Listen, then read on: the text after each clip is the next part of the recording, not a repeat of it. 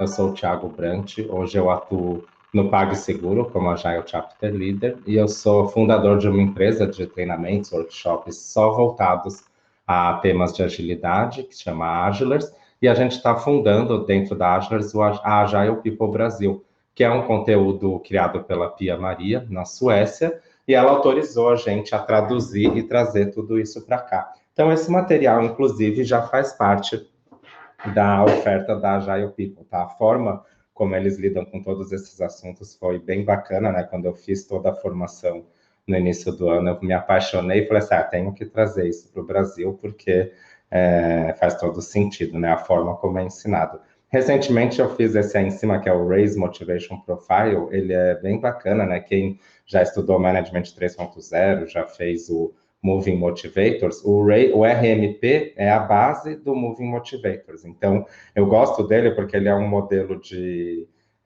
faz um assessment da sua motivação, e ele é um modelo que tem uma possibilidade de mais de 2 bilhões de combinações, né? Então, ele é um modelo que, diferentemente do DISC ou MTBI, que são modelos mais consagrados, que acaba colocando as pessoas em poucas caixinhas, né? Acaba criando até um certo... esqueci o termo, né?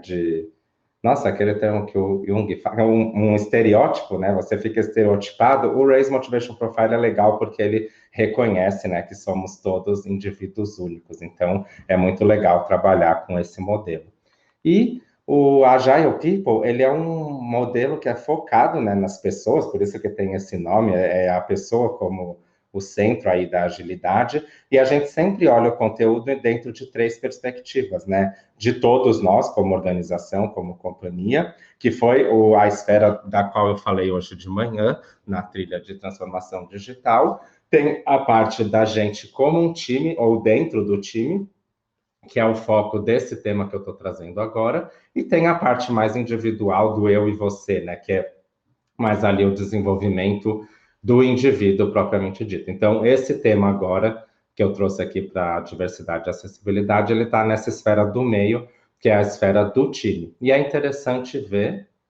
Então, eu vou falar nessa esfera aqui do time. Vocês podem ver que uma está dentro da outra, né? Então, a gente nunca deixa uma de lado, né? O eu vai compor o time que vai compor a organização. Então, sempre o indivíduo está ali presente. E eu vou tentar falar aí o máximo que eu puder sobre a diversidade, como ela beneficia as equipes, como construir uma experiência compartilhada, a ideia da segurança e confiança dentro da equipe e a ideia do conflito como um facilitador, né? Hoje, no mundo da agilidade, a gente vê o conflito como algo positivo, né? Se ele bem tratado, se ele bem endereçado. E aí, enquanto eu ativo uma coisa aqui do meu timer, eu queria que vocês pensassem, e podem colocar aqui no chat, que tipo de diversidade, de categoria de diversidade você conhece, né? O que vocês veem por aí no dia a dia quando se fala em diversidade? E quais seriam as consequências e a coisa boa e ruim de se trabalhar com altos níveis de diversidade, com times muito diversos? Então, quem tiver qualquer compartilhamento, pensa sobre isso e compartilha aqui comigo no chat. O Erivelton falou da faixa etária, né? A gente tem, é muito comum falar de diversidade de gênero, né? Que é o que a gente mais trabalha e mais fala a respeito, mas existem muitas outras, né? Isso que é importante considerar quando a gente está tratando do tema diversidade. E aí, falando sobre como a diversidade beneficia as equipes, né? Então, esse modelo tradicional, né, que é muito mais a diversidade demográfica, até essa plaquinha, ela fala disso, né? Todas as raças e etnias, todas as religiões, todos os países, gêneros, orientações sexuais, habilidades e disabilities, né? Que é algum tipo de deficiência, línguas, idades, todo mundo nós estamos aqui por vocês e vocês são seguros aqui. Então, é muito comum, quando se fala de diversidade, a gente falar dessas categorias que têm mais a ver com democracia, né? Que é o que a Pia Maria, aqui nesse material, chamou de diversidade tradicional. Mas a gente tem hoje, né, muito mais olhar, e a gente sabe que é bastante importante também olhar para a diversidade cognitiva, né? Que é a diversidade de pensamentos, diversidade de culturas, diversidade, que nem o Eri falou, de faixa etária, de senioridade, de conhecimento. Então, que a diversidade é muito relacionada à forma de pensar. E que a gente fala também hoje sobre neurodiversidade, né? A neurodiversidade também tem muita questão do funcionamento cerebral de cada um, né? A gente tem muita diferença em respeito disso, né? Por exemplo, eu citei o RMP no início da palestra, quando eu estava me apresentando, ele fala de motivadores. Então, uma pessoa que é muito motivada por conceitos éticos e morais, ela tem uma estrutura de pensamento. Uma pessoa que é muito motivada por desafios, ou que é muito motivada pela... Né, o Reis, ele fala até de uma motivação por comida, né? Tem pessoa que valoriza muito a comida, de ter que estar alimentado, bem alimentado. Tudo que te motiva, né, de acordo com esses 16 desejos básicos, também muda a sua forma de pensar e agir em relação às coisas, e isso também é diversidade. Então, você abraçar que cada pessoa tem desejos diferentes, anseios diferentes, isso é o primeiro ponto aí para você entender, né, que as pessoas anseiam por coisas diferentes de você, e isso ajuda muito a trabalhar a questão de diversidade.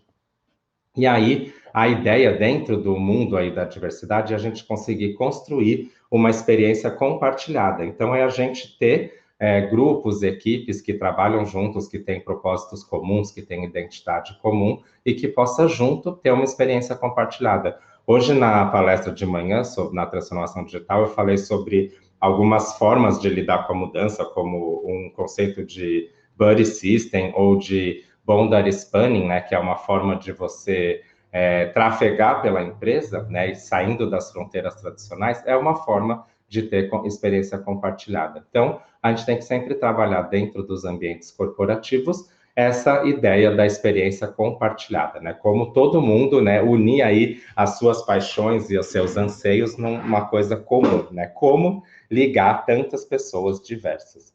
E aqui, né, a matriz do poder aqui, que a Vanita Roy traz de inspiração, ela fala de como que é a relação entre o desempenho da equipe e a proximidade da colaboração. Então, a gente começa as equipes com algo que é mais no lado da coerção do que a colaboração em si. E a gente vai evoluindo em termos de atingir uma conformidade, depois coordenação, aí a gente começa a ter cooperação, né, que é ajudar um ao outro, daí colaboração, que é realmente um contribuir com o outro, mas o que a gente quer mais hoje em dia, a gente tem a ideia da cocriação, né, que é a gente criar junto, é a gente colocar os diferentes modelos mentais para trabalhar juntos criando algo, né, que na verdade é o valor que a gente vai entregar como companhia, entregar para o nosso cliente, tá? Então, quando a gente tem uma baixa assimetria, né, quando a gente tem mais diversidade e a gente tem e a gente sobe nessa escala da colaboração, a gente tem uma melhor performance generativa. Então, é isso que a gente quer buscar aí nos times de hoje em dia. E aí, aqui é para vocês pensarem, né? Porque a gente fala muito em pequenas equipes multifuncionais, os famosos squads. Hoje é uma das coisas que mais se fala quando o tema é agilidade. Então, não sei quem aqui, né, já trabalhou em alguma equipe desse tipo, né? Que é uma pequena equipe, geralmente no Scrum a gente fala de 3 a 9 pessoas, né? E alguns outros modelos falam de 5 a 11, né? Como que foi trabalhar numa pequena equipe? Né, que fazia de tudo, todo mundo ali dentro fazia tudo o que era necessário. Que tornou esse grupo mais eficaz do que um grupo maior? Né? E quais são as condições que contribuem para essa experiência compartilhada? Então, pensando aí em sua experiência em pequenas equipes, né, o que você lembra que contribuiu para essas equipes serem efetivas, para essas equipes darem resultado, né? Então, tem alguns fatores aí. Ó, eu tirei a Lady Kate da cama, agora ela quer sair pela janela, vai ter que esperar um pouquinho.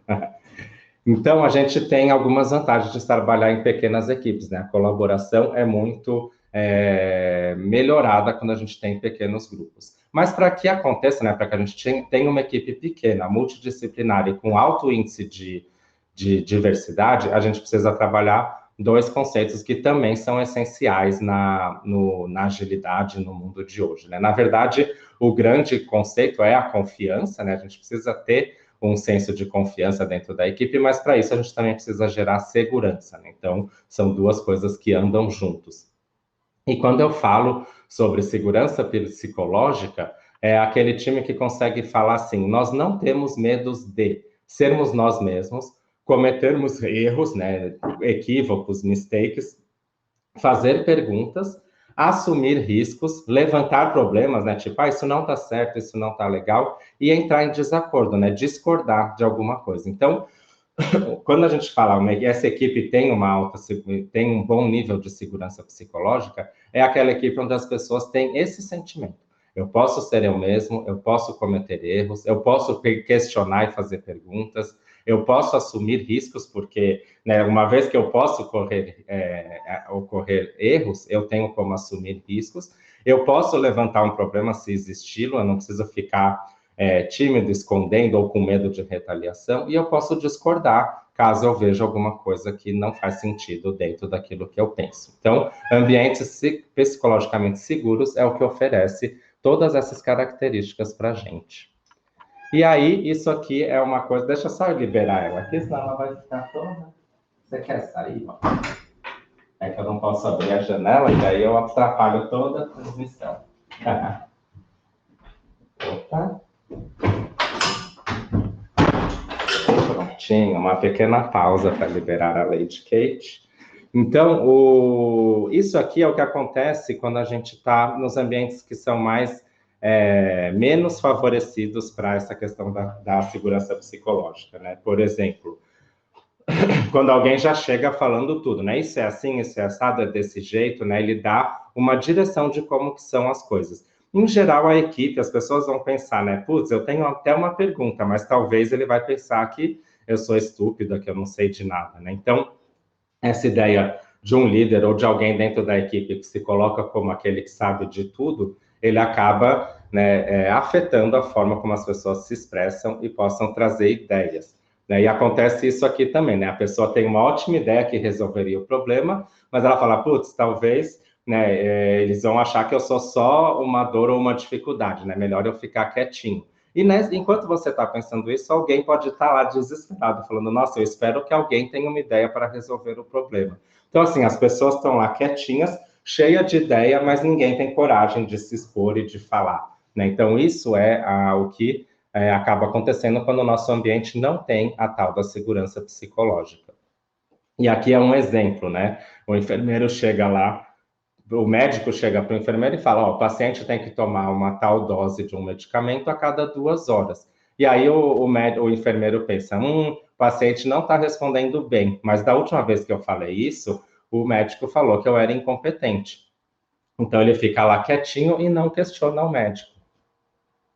E aí, por que que isso acontece, né? Porque ninguém quer parecer ignorante, incompetente, intrusivo ou negativo. E quando a gente está num ambiente assim, é fácil de gerenciar, né? Não faça perguntas, não admita as fraquezas ou erros, não ofereça ideias e não critique o status quo. Né? É o que acontece em muitas equipes, mas é o que é fácil para o gerente, é fácil ali para o ambiente, mas é péssimo, né, para a equipe, para a criatividade e para a solução de problemas, tá? E aí a ideia é o quê? Você fazer mais perguntas, né? Então, em vez de você sair dando respostas e tendo resposta para tudo e querendo saber de tudo, você pergunta, pessoal, o que que você acha? Como que vocês resolveriam? Qual que é a opinião de vocês? E aí você começa a gerar aquele senso de, nossa, eu estou tão feliz que ele fez essa pergunta, né? E aí o outro já se anima em falar, né? Eu não entendo, você poderia explicar? Então você começa a abrir espaço para as pessoas poderem expressar aquilo que eles pensam, expressar suas opiniões e principalmente, né, vir à tona com boas ideias e assim criar mais ambientes criativos. E aí a ideia é, quando alguém chegar com uma ideia, né? Eu tenho uma ideia, aí a gente tem que trabalhar aquela questão de, beleza, vamos ouvir essa pessoa, ótimo, né? Que bom que você tem uma ideia. E é legal, gente, nesse sentido, porque mesmo que a pessoa chegue com uma ideia completamente nada a ver com aquilo, mesmo assim dê espaço, né? E ouça e considere, porque às vezes por mais idiota, por mais estranho que a gente acha aquela ideia, pode ser o pontapé inicial para a gente conseguir resolver o problema. Então, a gente tem que criar um ambiente em que toda ideia é bem-vinda. A gente tem que abrir caminho para que toda ideia possa ser compartilhada. Até porque a pior coisa é a gente ficar guardando as ideias, né? E aqui é um outro cenário, né? Então, o paciente agradecendo o enfermeiro, ó, obrigado por mudar a dose, agora eu estou me sentindo muito melhor.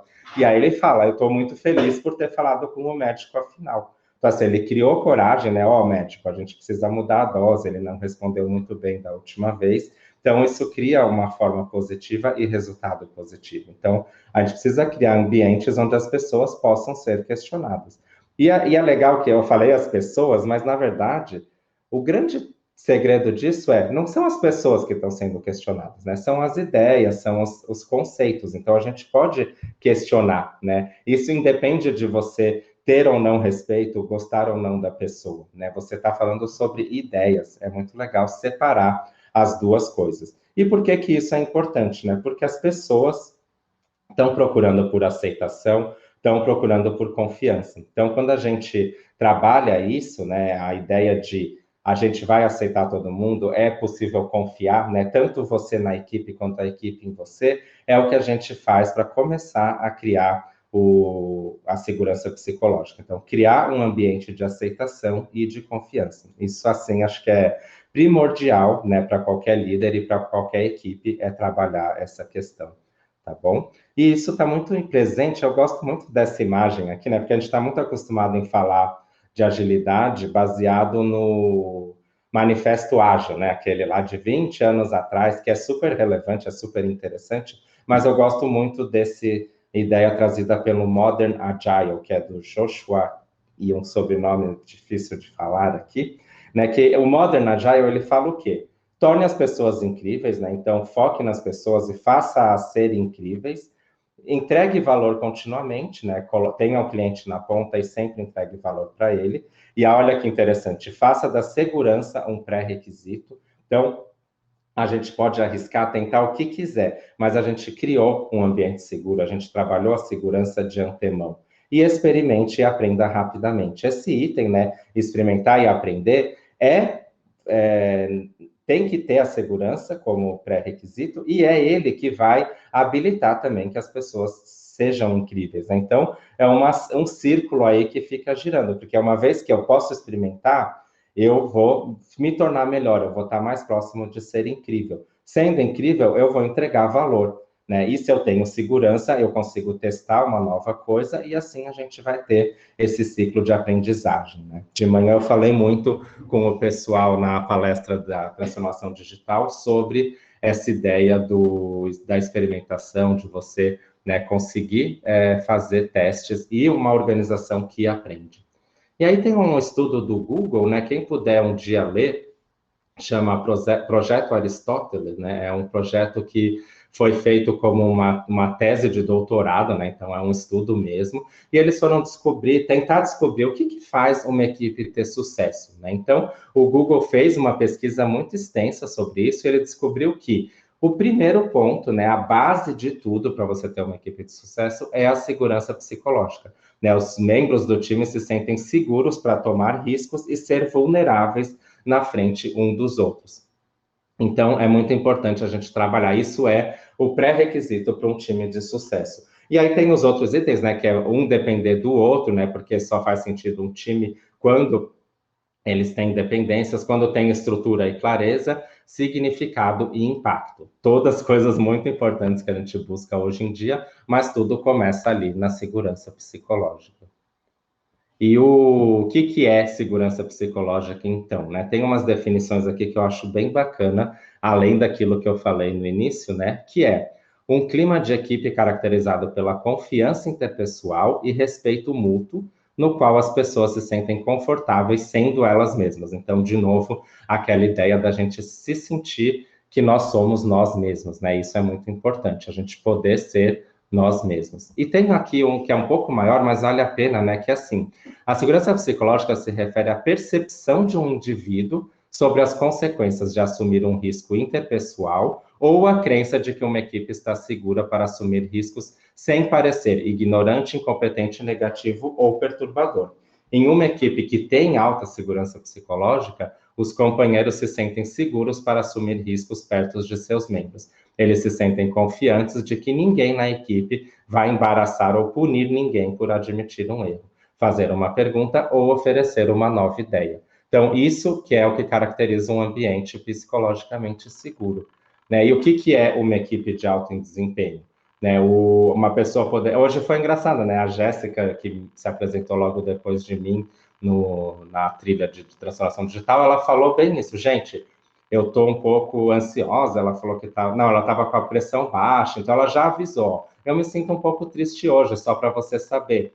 Aí a equipe acolhe, não se preocupe, a gente vai ajudar você com a sua tarefa. E aí, no fim, ele fala, né? Eu me sinto muito bem com o trabalho que estamos fazendo. Né? Então, achei muito sensacional a Jéssica ter feito isso, porque ela já falou na palestra, gente, estou com uma questão aqui, então, né? E aí todo mundo já entra naquele clima de colaboração, de tipo, Jéssica, beleza, se falhar aí, a gente está aqui com você. Né? Isso ajuda a criar um ambiente de segurança psicológica. E esse gráfico da Amy Edmondson, que é lá da Harvard Business School, faz uma relação, né, entre motivação e responsabilidade, que é algo que a gente quer, e segurança psicológica. Quando a gente não tem nenhum dos dois, é a chamada zona de apatia. A gente está lá só vivendo o dia a dia. Se a gente tem muita segurança psicológica, mas não tem motivação e responsabilidade, a gente entra no que a gente chama de zona de conforto. Se a gente tem muita motivação e responsabilidade, mas não tem a tal da segurança psicológica, é a zona da ansiedade, né? A gente quer fazer, a gente quer conquistar, mas a gente não é seguro para isso. E a zona onde a gente realmente está aprendendo é onde a gente tem a relação de alta motivação e responsabilidade com alta segurança psicológica. E aí, os gerentes, como que eles podem fazer isso, né? Essa figura, eu postei ela há muito tempo atrás no LinkedIn, quando eu estava fazendo esse curso, e é o líder falando, né, gente, eu cometi um erro, vamos aprender com isso? E aquela sensação da equipe, poxa, ele não é perfeito, né? Assim como a gente, ele comete erros, e aqui a gente está todo mundo para aprender junto. Então, um grande negócio é a tal da liderança pelo exemplo. Né? Então, como que a gente faz para aumentar isso se a gente for um gerente? Pergunte, né? O que você pensa? Qual que é a sua opinião? Né? Colocar que você também comete erros e ter essa postura, né? De que a gente precisa do cérebro de todos para resolver esse problema. Então, eu costumo dizer muito, né? Que hoje em dia é complicado você falar de performance individual, né? A gente tem que entender que a equipe tem uma performance, tem uma entrega, e todo mundo ali dentro, independente do seu nível, da sua diversidade, ela contribui para aquela entrega. E aí é legal que, assim, ela contribui mais ou menos, mas independente do nível de contribuição, ela é importante para aquela entrega. Mesmo que a contribuição dela seja mínima, foi contribuição, então é importante. Então, o líder, ele precisa ter essa postura, né, de questionar, de deixar as pessoas se exporem, para começar a criar um ambiente de segurança psicológica. Eu vou sugerir, eu vou mandar um link para vocês. Deixa eu ver se ele está fácil aqui. A gente não vai poder explorar muito extensivamente, mas fica como uma referência para vocês. Se vocês entrarem nesse link aqui, né, que é lá do site do Agile People, ele é um jogo que chama Psychological Safe Game, que é o jogo da segurança psicológica. Então, uma série de cartinhas, né? Deixa eu pegar aqui se eu consigo mostrar para vocês. Cadê ela aqui? Ah, tá para baixo. Eu estou muito acostumado com o Zoom, mas acho que aqui deve dar para ver o joguinho da segurança psicológica. Ele é uma série... Ah, eu não apertei no lugar certo. Só um segundo, gente. Sumiu de novo a telinha. Cadê? Aqui, Psychological Safe Game. Então, ele é um jogo que ele tem várias cartinhas, né? E cada cartinha, ela tem uma reflexão sobre a sua perspectiva de segurança psicológica. Então, vamos supor, o jogo ele pede assim, né? Conte histórias, por exemplo, de um momento em que você sentiu falta de competência. Né? Aí a pessoa vai contar uma história sobre isso. E aí, se você clicar aqui, você vai ver que falta de competência, ó, ele aparece um bonequinho tristinho. Porque quando a gente tem a sensação de falta de competência, está tendo alguma questão de segurança psicológica. Né? Um outro exemplo, eu senti muita confiança e respeito em tal reunião. Se você perceber aqui, tem um bonequinho verdinho mais alegre. Né? Então, A confiança e respeito, quando a gente sente, é sinais de que a gente tem boa segurança psicológica. Então, esse jogo é legal para você fazer em grupo, né? Pode ser com a sua equipe, numa retrospectiva, em alguma reunião específica, para você refletir sobre isso. Gente, vocês têm visto histórias de competição tóxica? Né? Ou seja, conversar sobre tópicos de segurança psicológica para a gente começar a agir em relação a isso. Então, ele te dá vários exemplos de sensações e situações que podem estar relacionados à questão de segurança psicológica. Então, ele é uma ótima forma da gente começar a tratar e refletir sobre o assunto, tá? Então, fica a dica aí de jogar o jogo da segurança psicológica, tá bom? E aí, se alguém tiver alguma história de situação que pegue com alguma dessas cartinhas, pode compartilhar aqui, depois eu dou uma olhadinha no chat, tudo bem? E aí, agora eu queria também que vocês pensassem, só para a gente entrar no tópico, né, a gente falou brevemente sobre diversidade, eu comentei sobre a segurança psicológica, e agora eu vou falar um pouquinho dos conflitos. Então, eu queria que vocês pensassem aí, né? O que é uma história em que você se envolveu recentemente em que teve um conflito, né? Então, você teve algum conflito recente no trabalho, na família, ou qualquer outra situação? Qual foi a sensação de estar nesse conflito? Então, pensa sobre isso. Quem quiser compartilhar aqui no chat alguma situação em que teve conflito recente. Eu tomo um golinho de água aqui enquanto vocês pensam. O que acontece, né? Os conflitos, eles são uma construção social, né? Que é assim, a gente pensa de um jeito, você pensa de outro, a gente entra em conflito. E a ideia, quando a gente faz um coaching de conflito, é mudar ou expandir a narrativa sobre o conflito para criar uma história melhor em cima dela. Então, é sair daquele negócio de conflito e criar, né? E expandir aquela ideia para ser uma saída criativa. Então, esse é um dos modelos, né, que tratam dessa questão do conflito, mas é o STLC, que é do inglês, que é assim, primeiro de tudo, pare, né? Viu, tá diante de um conflito? Para. Veja quais são as suas reações, né? Esse negócio, essa ideia de estacione coloque lá num parking lot, né, num estacionamento, quais são suas reações. E responda. Quando reagimos, raramente estamos no nosso melhor. Então, a ideia é primeiro reflita, primeiro deixa de lado as reações para só então responder. E aí, para isso, você pensa, né? Do que será que se trata? O que está acontecendo? Ouça, né? Então, faça perguntas, questione, permite que as outras pessoas traçam suas perspectivas, e aí, então, você comunica. Né? Seja habilidoso sobre como você se comunica e confronte por ideias, por insights, né? Então, assim, diante de um conflito, faz esse modelinho para a gente poder tentar, pelo menos, endereçar e tratar de forma saudável esses conflitos. Porque, no fim, a gente tem que pensar, né? A gente tem um conflito ou o conflito que acaba nos dominando, né? Então, se a gente tem um conflito, vamos resolver. Se o conflito domina a gente acaba ficando numa situação sem saída.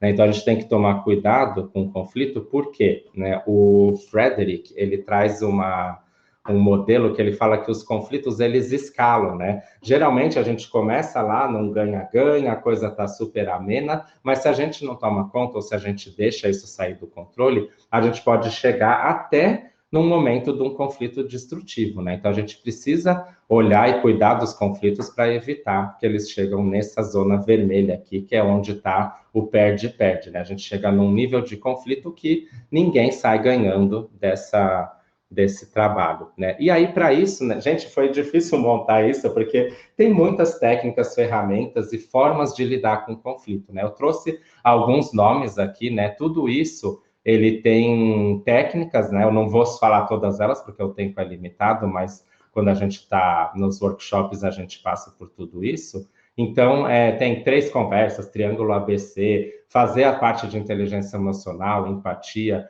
Deep Democracy, né? E fazer também a voz da minoria, tudo isso são formas de trabalhar com conflito.